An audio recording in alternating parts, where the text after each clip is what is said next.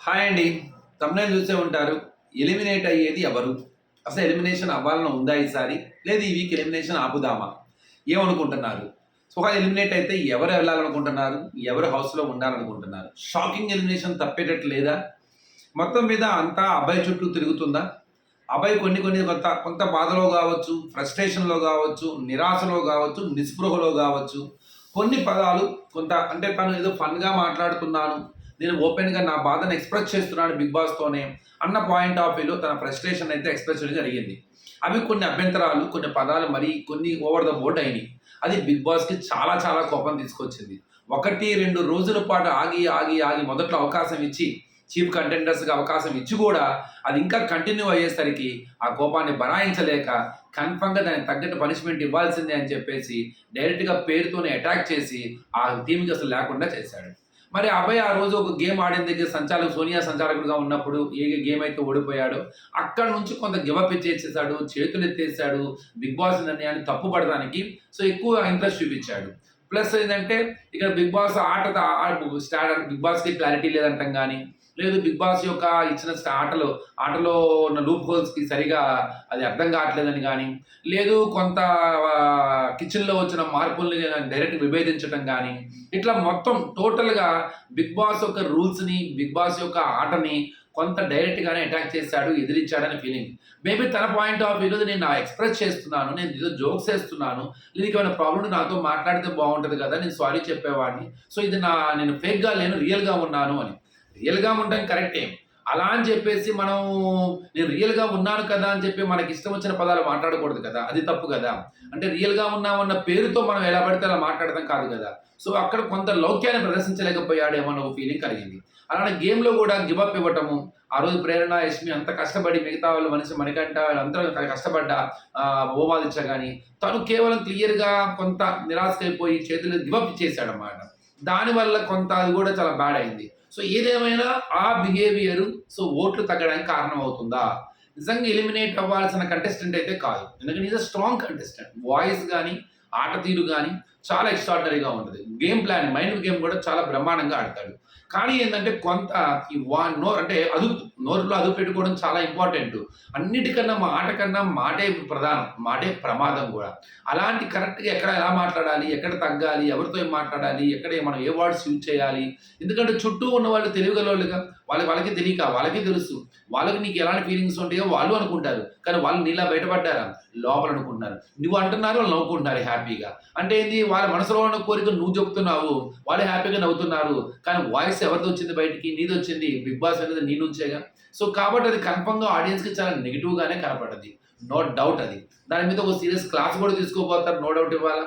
మరి ఆడియన్స్ నిర్ణయాన్ని తనని బయటికి పంపించేంత ఉందా? ఇంకా తనకి ఇంకెవరున్నారు ఇక అవతల విష్ణుప్రియ ఉంది, నైనిక ఉంది, కిరాక్ సీత ఉన్నారు, లేపోతే విష్ణు ఉన్నాడు. మరి వీళ్ళందరూ ఉన్న వాళ్ళతో పోల్చుకుంటే అంత వీక్‌గా ఉన్నాడంటే I don't think so. Maybe కానీ నెగెటివ్ దీని ఉంటది. ఎఫెక్ట్ ఉంటది గానీ కొంత. ఎలిమినేట్ అయ్యేంత ఎఫెక్ట్ ఉంటదా అంటే అది కాకుండా ఉంటేనే బాగుండేమో అని feeling. Is a strong contestant. కానీ నైనిక మీద కూడా చాలా డేంజర్. నైనిక కూడా చాలా తక్కువ ఓట్లు పడొచ్చు. కారణం నైనిక యాక్టివ్‌గా లేకపోవటం, ఏ టాస్కుల్లో కూడా ముందుకు రాకపోవటం, తన వాయిస్ గాని, తన గేమ్ గాని కనపడకపోవడం, స్క్రీన్ స్పేస్ సరిగ్గా లేకపోవటం. సో, ఇది చాలా ఇబ్బందికరమైన వాతావరణమే. అలా అని చెప్పి నైనికాకి ఉన్న ఫాలోవర్స్ గాని, యూట్యూబ్ ఫాలోవర్స్ గాని, ఇన్‌స్టా ఫాలోవర్స్ చాలా ఎక్కువ మందే ఉన్నారు. దాన్ని సేవ్ చేసుకోవడానికి ఎక్కువ కష్టపడతారు. కానీ కేవలం అది అంటారు కదా! మన హీరో సినిమాని ఫ్యాన్స్ మాత్రం చూస్తే హిట్ అవ్వదు కదా! అందరూ చూడాలి కదా! సో, న్యూట్రల్ ఆడియన్స్ వేరే వాళ్ళందరూ కూడా ఓట్లు వేస్తున్నారా అంటే అది కొద్దిగా తగ్గే ఉండొచ్చు. ఆ ఓట్లు తగ్గింపు మాత్రం గట్టిగానే ఉంటుంది. కిరాక్ సీతకైతే బ్రహ్మాండంగానే ఓట్లు పడతాయి.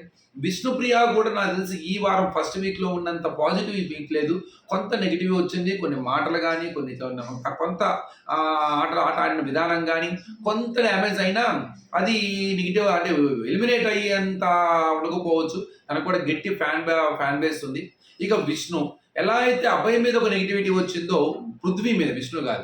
పృథ్వీ మీద కూడా అదే నెగటివిటీ వచ్చింది. కారణం ఏంటంటే పృథ్వీ అగ్రెసివ్‌గా ఆడాడు. పృథ్వీ కంట్రోల్ చేసుకోలేకపోతున్నాడు. అక్కడ కొంత దొరుసుగా ముందుకు వెళ్తాం గానీ, అది గర్ల్స్ మీదకి గానీ, ఓమాదిత్య మీదకి గానీ, లేకపోతే మణికంఠ మీద గానీ, ఆ టాస్క్‌లో తన యాటిట్యూడ్ మీద ఒక నెగెటివ్ ఉంది.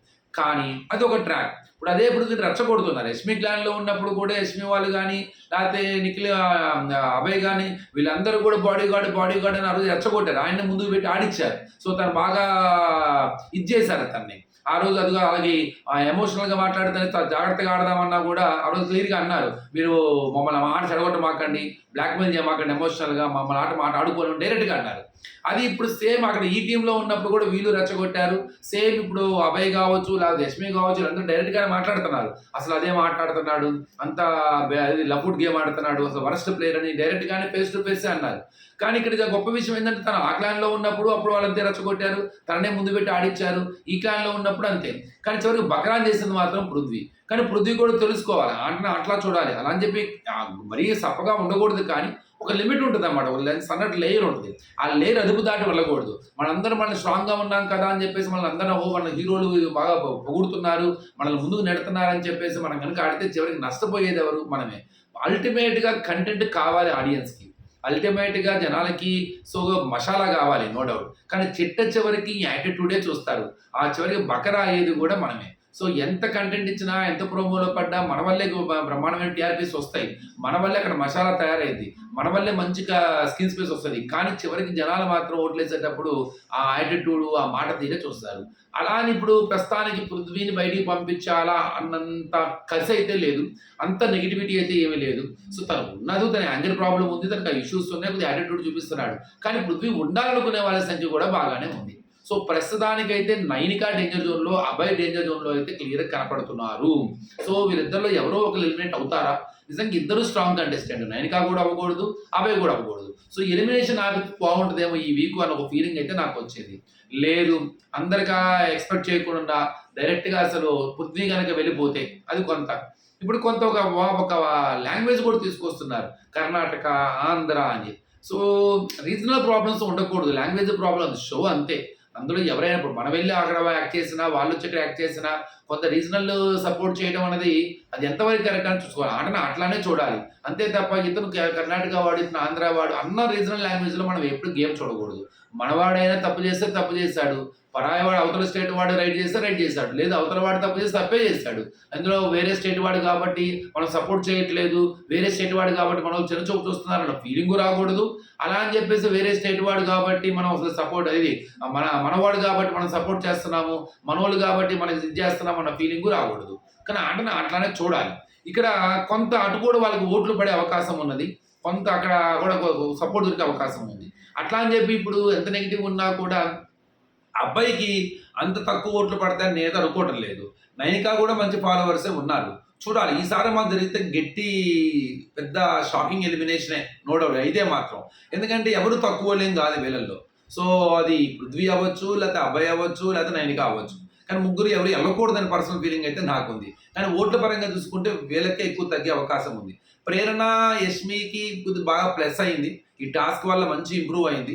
లాస్ట్ వీక్ యష్మి మీద ఎంత నెగిటివ్ ఏర్పడిందో, తన యాటిట్యూడ్ ప్రాబ్లం కానీ, తన ఎక్స్ప్రెషన్స్ కానీ, ఆ రోజు టాస్క్లో తను చేసిన హడావుడి వల్ల చాలా నెగిటివిటీ వచ్చింది. ప్రేరణ కూడా అదే విధంగా ఆ కొద్దిగా నెగిటివిటీని కొద్దిగా పాజిటివ్ చేసుకోవడంలో ఈ వీక్ కొద్దిగా కష్టపడ్డారు. ఎందుకంటే అంటే యాటిట్యూడ్ ప్రాబ్లం ఉంటుంది, కొద్ది మాటలు దొర్లుతున్నాయి.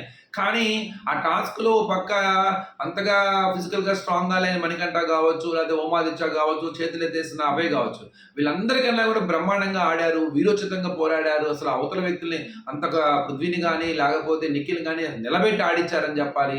కష్టపడ్డారు, చాలా కష్టపడ్డారని చెప్పాలి. సో కోపంలో, ఫ్రస్ట్రేషన్లో మాటలు దొరికినాయి, కొన్ని డైలాగులు వచ్చేసినాయి, ఓకే. కానీ ఏదేమైనా ఆ టాస్క్ వాళ్ళకి చాలా ప్లస్ అయ్యి కలిసి వచ్చింది. ఎందుకంటే వాళ్ళ ఎఫర్ట్స్ బాగా కనపడ్డాయి. అంత గర్ల్స్ బాయ్స్తో పొటాపోటీగా ఆడుతున్నది ఈజీ కాదు. సో దానివల్ల వాళ్ళకి ఓటింగ్ పెరిగే అవకాశం అయితే గట్టి కనపడుతుంది. చూద్దాం మరి. సో అభయ్ని ఇంకో అవకాశం ఇస్తారా? అభయ్ని హౌస్లో ఉంచడానికి రిజర్వ్డా? తనకి ఇంకో అవకాశం ఇచ్చే అవకాశం ఉందా? మీరు ఏమనుకుంటున్నారు? మరి పృథ్వీ పరిస్థితి ఏంది? కంటెంట్ ఇచ్చే పృథ్వీ ఉండాలా, అక్కర్లేదా? నైనికా చాలా స్ట్రాంగ్ కంటెస్టెంట్, మరి bad luck last week skills పై దొరకపోవడం, మరి నైనికాకి బయట తప్పదా? బయటికైనా లోపలైనా ఏం జరుగుతుంది? ఇవన్నీ కాకుండా మనం అనుకుంటున్నట్టుగా ఇంకెవరైనా అన్ఎక్స్పెక్టెడ్గా ఎలిమినేట్ అయ్యే అవకాశం ఉందా? ఈ కామెంట్ బాక్స్లో చెప్పండి. Thank you.